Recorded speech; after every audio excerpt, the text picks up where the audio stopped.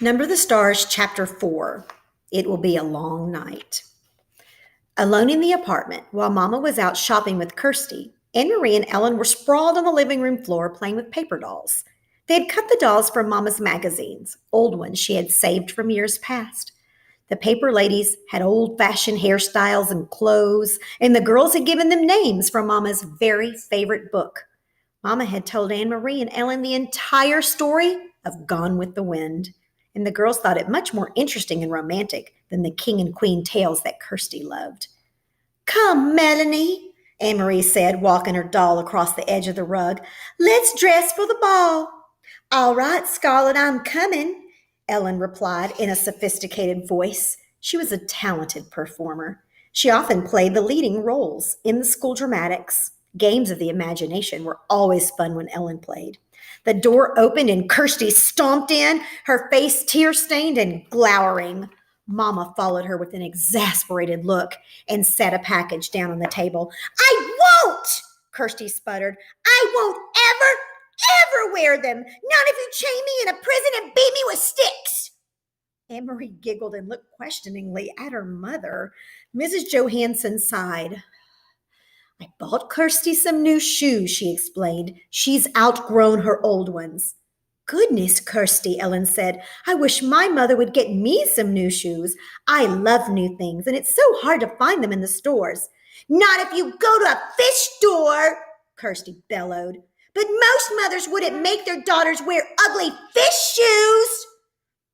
Kirsten, Mama said soothingly, you know it wasn't a fish store, and we were lucky to find shoes at all. Kirsty sniffed. Show them, she commanded. Show Anne Marie and Ellen how ugly they are. Mama opened the package and took out a pair of little girl's shoes. She held them up, and Kirsty looked away in disgust. You know there's no leather anymore, Mama explained, but we found a way to make shoes out of fish skin. I don't think these are too ugly. Anne Marie and Ellen looked at the fish skin shoes. Anne Marie took one in her hand and examined it. It was odd looking. The fish scales were visible, but it was a shoe, and her sister needed shoes. It's not so bad, Kirsty, she said, lying a little. Ellen turned the other one over in her hand. You know, she said, it's only the color that's ugly. Green, wailed Kirsty. I will never, ever wear green shoes. In our apartment, Ellen told her, my father has a jar of black ink. Would you like these shoes better if they were black? Kirsty frowned. Maybe I would, she said finally. Well then, Ellen told her, tonight, if your mama doesn't mind, I'll take the shoes home and ask my father to make them black for you with his ink. Mama laughed. I think that would be a fine improvement. What do you think, Kirsty? Kirsty pondered. Could he make them shiny? She asked. I want them shiny. Ellen nodded. I think he could. I think they'll be quite pretty, black and shiny. Kirsty nodded. All right then, she said, but you mustn't tell anyone that they're fish. I don't want anyone to know. She took her new shoes, holding them disdainfully, and put them on a chair. Then she looked with interest at the paper dolls. Can I play too? Kirsty asked. Can I have a doll? She squatted beside Anne Marie and Ellen on the floor. Sometimes Anne Marie thought Kirsty was such a pest, always butting in. But the apartment was small. There was no other place for Kirsty to play. And if they told her to go away, Mama would scold. Here, Anne Marie said. She handed her sister a cut-out little girl doll. We're playing Gone with the Wind. Melanie and Scarlet are going to a ball. You can be Bonnie. She's Scarlet's daughter. Kirsty danced her doll up and down happily. I'm going to the ball, she announced in a high pretend voice. Ellen giggled. A little girl wouldn't go to a ball. Let's make them go someplace else. Let's make them go to Tivoli. Tivoli? Anne Marie began to laugh. That's in Copenhagen. Gone with the Wind is in America. Tivoli, Tivoli, Tivoli, Kirsty sang, twirling her little doll in a circle. It doesn't matter, because it's only a game anyway, Ellen pointed out. Tivoli can be over there by the chair. Come, Scarlet, she said using her doll voice. We shall go to Tivoli to dance and watch the fireworks, and maybe there'll be some handsome men there. Bring your silly daughter Bonnie, and she can ride on the carousel. Anne Marie grinned and walked her Scarlet toward the chair that Ellen had designated as Tivoli. She loved Tivoli Gardens, in the heart of Copenhagen. Her parents had taken her there often when she was a little girl. She remembered the music and the brightly colored lights, the carousel and ice cream, and especially the magnificent fireworks in the evenings, the huge colored splashes and bursts of lights in the evening sky. Now, to me, Tivoli Gardens makes me think of City Park in New Orleans, and you can go and ride the carousels there and see the cool sights. I remember the fireworks best of all, she commented to Ellen. Me too, Kirsty said. I remember the fireworks. Silly, Henry scoffed. You never saw the fireworks. Tivoli Gardens was closed now. The Germans' occupation forces had burned part of it, perhaps as a way of punishing the fun-loving Danes for their light-hearted pleasures. Kirsty drew herself up, her small shoulders stiff. I did too, she said belligerently. It was my birthday. I woke up in the middle of the night and I could hear the booms and there were lights in the sky. Mama said it was fireworks for my birthday. Then Anne Marie remembered. Kirsty's birthday was in late August.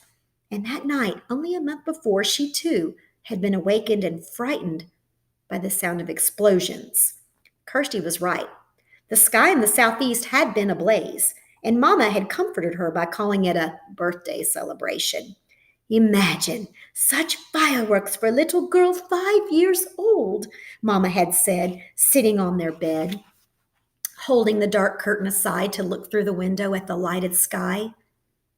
The next evening's newspaper had told the sad truth.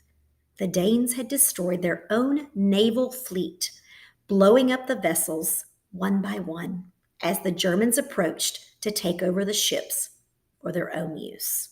So in that last sentence, we had the word vessels, which you might not have known the meaning of, but right after that, in the same sentence, they used the word ships, which helps you understand what the word vessels means. How sad the king must be, Anne Marie had heard Mama say to Papa when they read the news. How proud, Papa had replied. It had made Anne Marie feel sad and proud too, to picture the tall, aging king, perhaps with tears in his blue eyes, as he looked at the remains of his small navy, which now lay submerged and broken in the harbor. I don't want to play any more, Ellen, she said suddenly, and put her paper doll on the table. I have to go home anyway, Ellen said. I have to help Mama with the house cleaning. Thursday's our New Year. Did you know that? Why is it yours? Said Kirsty. Isn't it our New Year too? No, it's the Jewish New Year. That's just for us. But if you want, Kirsty, you can come that night and watch Mama light the candles. Anne-Marie and Kirsty had often been invited to watch Mrs. Rosen light the Sabbath candles on Friday evenings. She covered her head with a cloth and said a special prayer in Hebrew as she did so. Anne-Marie always stood very quietly, awed to watch. Even Kirsty, usually such a chatterbox, was always still at that time. They didn't understand the words or the meaning, but they could feel what a special time it was for the Rosens. Yes, Kirsty agreed happily. I'll come and watch your Mama light the candles, and I'll wear my new black shoes. But this time was to be different. Leaving for school on Thursday with her sister, Anne-Marie saw the Rosens walking to the synagogue early in the morning, dressed in their best clothes. She waved to Ellen, who waved happily back. Now, part of the vocabulary you need to know for this book is the word synagogue, and synagogue is a Jewish word, which means their temple or their church that they worship in. Lucky Ellen, Anne-Marie said to Kirsty. She doesn't have to go to school today, but she probably has to sit very, very still like we do in church, Kirsty pointed out. That's no fun. That afternoon, Mrs. Rosen knocked at their door but didn't come inside. Instead, she spoke for a long time in a hurried, tense voice to Anne-Marie's mother in the hall. When Mama returned, her face was worried, but her voice was cheerful. Girls, she said, we have a nice surprise. Tonight, Ellen will be coming to stay overnight and to be our guest for a few days. It isn't often we have a visitor. Kirsty clapped her hands in delight. But, Mama, Amory said in dismay, it's their new year. They were going to have a celebration at home. Ellen told me that her mother managed to get a chicken someplace. She was going to roast it, their first roast chicken in a year or more. Their plans had changed, Mama said briskly. Mr. and Mrs. Rosen have been called away to visit some relatives, so Ellen will stay with us. Now, let's get busy and put clean sheets on your bed, Kirsty. You may sleep with Mama and Papa tonight, and we'll let the big girls giggle together by themselves. Kirsty pouted. It was clear that she was about to argue. Mama will tell you a special story tonight, her mother said, one just for you. About a king? Kirsty asked dubiously. About a king if you wish, Mama replied. All right then, but there must be a queen too, Kirsty said. Though Mrs. Rosen had sent her chicken to the Johansons, and Mama had made a lovely dinner large enough for second helpings all around, it was not an evening of laughter and talk. Ellen was silent at dinner. She looked frightened. Mama and Papa tried to speak of cheerful things, but it was clear that they were worried, and it made Anne-Marie worry too. Only Kirsty was unaware of the quiet tension in the room. Swinging her feet in her newly blackened and shiny shoes, she chattered and giggled during dinner.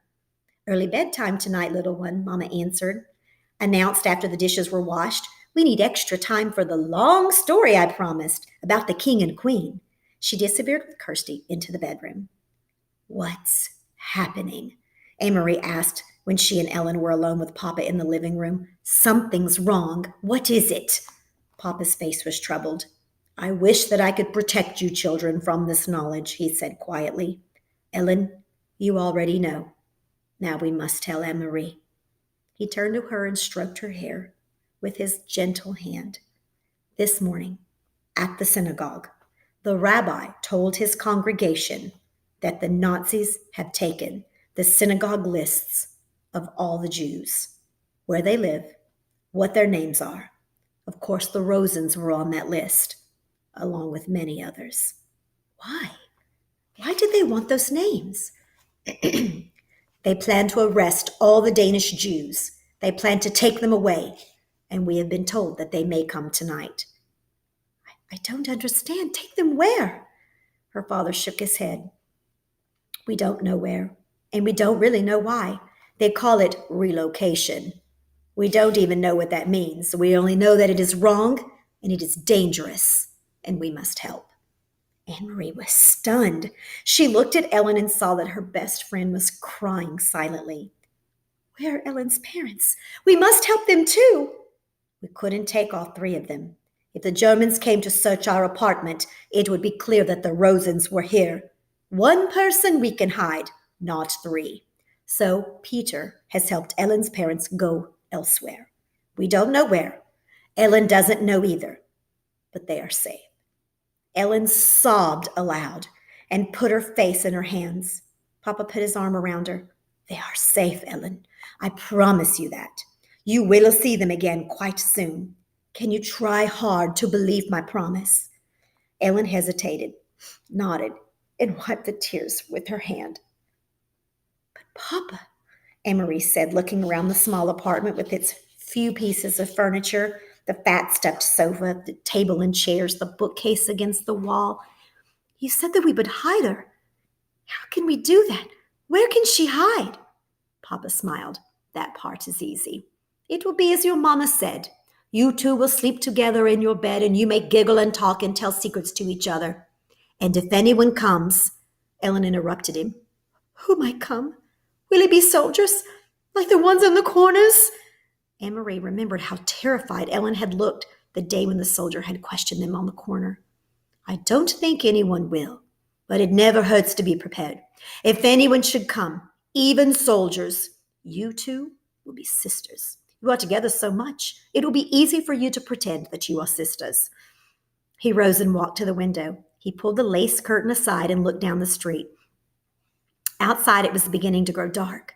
Soon they would have to draw the black curtains that all Danes had on their windows. The entire city had to be completely darkened at night. In a nearby tree, a bird was singing. Otherwise, it was quiet. It was the last night of September. Go now and get into your nightgowns. It will be a long night. Anne-Marie and Ellen got to their feet. Papa suddenly crossed the room and put his arms around them both. He kissed the top of each head. Anne-Marie's blonde one, which reached to his shoulder, and Ellen's dark hair, the thick curls braided as always into pigtails. Don't be frightened, he said to them softly. Once I had 3 daughters. Tonight I am proud to have 3 daughters again.